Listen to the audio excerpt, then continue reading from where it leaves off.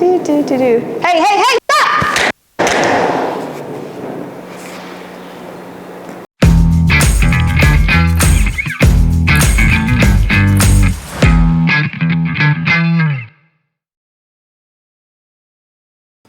All right, everyone, so we just did a 21-foot rule scenario drill. If you're not familiar with that, it's essentially a statistic that has been done. Somebody with a knife within 21 feet can come to you and possibly stab you more than once. So we demonstrated that here with Kelsey here at Valor Defense Academy in Austin, Texas. If you want to come by and do that yourself, by all means, come and check it out. But we're going to kind of break down what we've just done right now. So Kelsey's going to kind of talk about why she's doing what she's doing, why she chose this drill, and the importance of this specific 21-foot drill.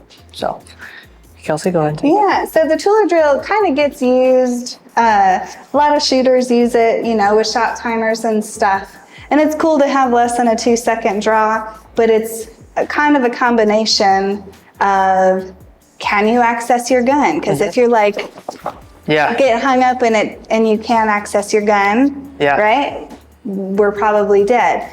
Or if you have a great fast draw, but you can't hit a moving target, you have to have both pieces of the puzzle together to be effective in a defensive shooting situation.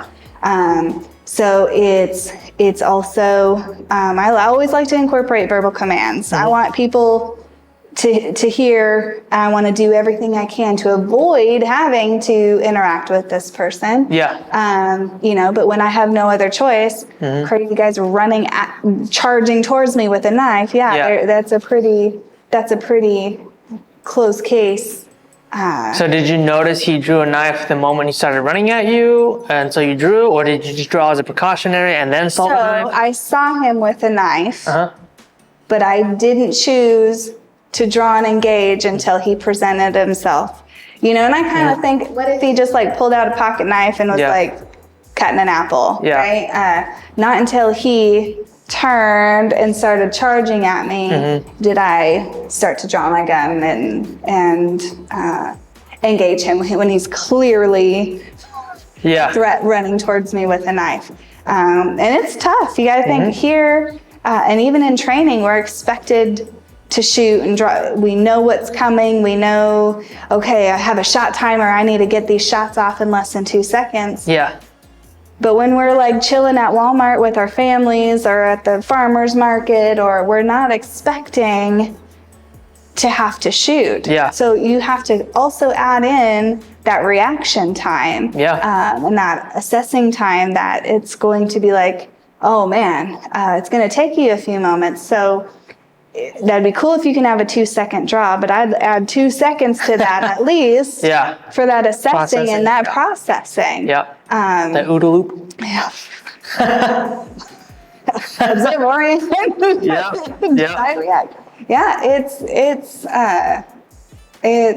There's a lot that goes into defensive shooting. It's not just being a good shot at the range. Anybody can hit a piece of paper that doesn't move. And it's not only just about being fast and going through the moves fast. It's everything on top of making good cognitive decisions, rational decisions, and being able to process information quickly. So what would you suggest for females specifically that decide not to carry out a holster? And do you think this 21-foot rule would be more dangerous or less dangerous because of that? My opinion, I won't get too much into purse because I'm not trying to have anybody come after me. Ask me to find anything in my purse. Give me at least like 2 minutes. Give me at least 2 minutes. There's purses specifically designed for carry. I don't, but if you decide to do that, all I'll say is you better train 5,000 times. I've drawn probably 10,000 times. This is my preferred method. Whatever your preferred method is, if you, maybe you have to wear a dress every single day to your job. A holster is not a good option for you, right? So maybe you are really limited. Then a purse maybe is something that I'd consider, and man, I'm gonna train with that religiously then. Okay. Would you want to break down the way you drew, why you drew in the position you were at, why you're carrying the way you're carrying? Because obviously you're not wearing jeans and a belt like most tactical people right now. I know. So do you want to explain that, what holster you're using, why you're using it, all that kind of good stuff? I'm not in my normal gear today. Jacob's making me do a video. I had to. But we adapt, man. You know, I wear Exactly. yoga pants some days, and I still carry. And a lot of females do. That's like their everyday wear. If I'm not in my work clothes, I'm in yoga pants. So I absolutely carry in pants like this. Wherever you decide to carry, my preferred location is appendix. I feel like I can not print as much. I can keep it concealed, and it's also just in my control a little bit better. I feel like I can It's more of a neutral place. a little bit more of a neutral stance than like walking like this is. I can kind of walk, and it's that's just my personal, and it's just easier for me to access. Do you say that came with training, or that just came with process of elimination? I've tried everything, and I do holster work, strong set, you know. We talked about like doing competitions and stuff. In my competitions, I don't. I don't know anybody in competition shooting a bit. Strong side hip. That's pretty much it. I can't think of a situation where I don't carry appendix for when I'm carrying concealed.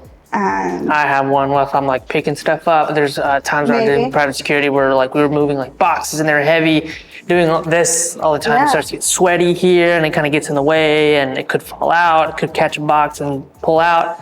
So that time I carried on my 3 o'clock. That's a great. That's a great example, and it is adapting to whatever you're doing. Whatever we're doing.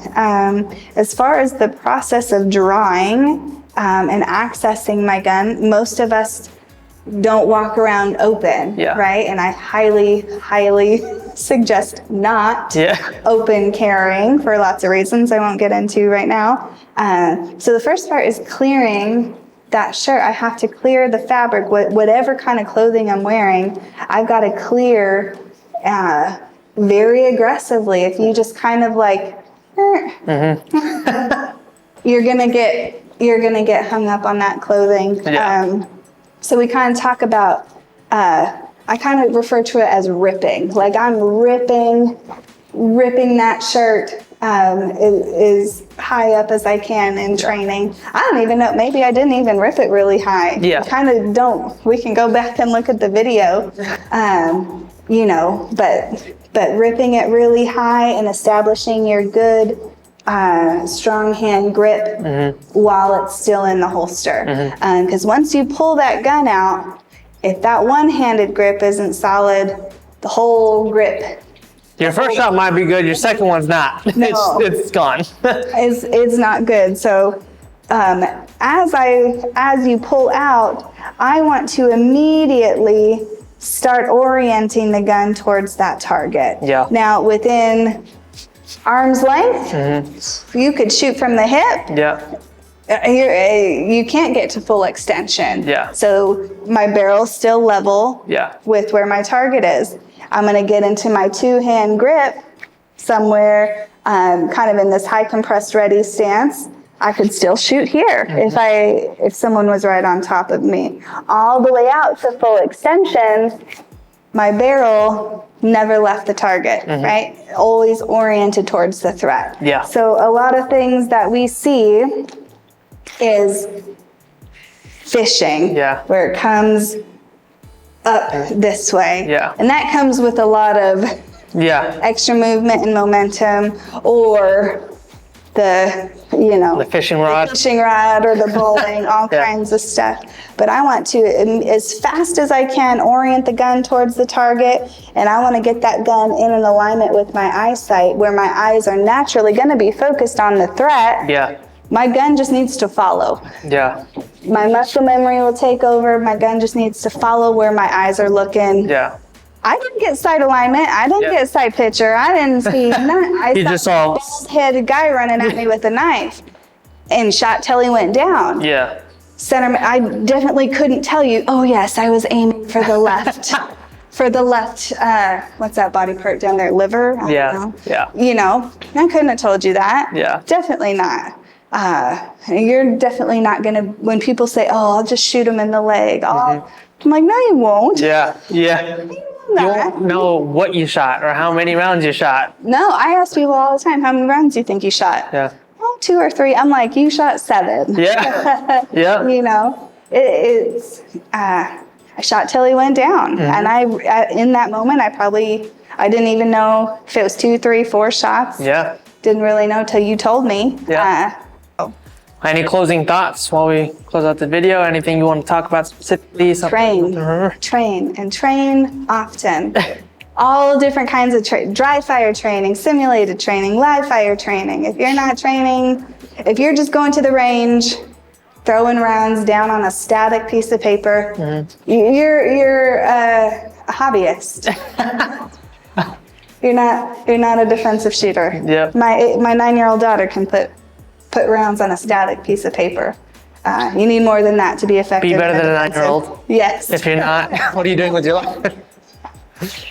But all right, talk to you guys soon. If you liked this video, leave a like. If you disliked it, leave a dislike, but let us know why down in the comments so we can improve it. Come check out Valor Defense Academy in Austin, Texas. If you've never been here before, it's simulator stuff. I've posted some videos plenty of times of some scenario stuff that we've been working on. There's also a class that we offer scenario training to come right back here and do all that stuff. So share with anybody you think would benefit from this video, and I'll see you guys in the next video. See ya.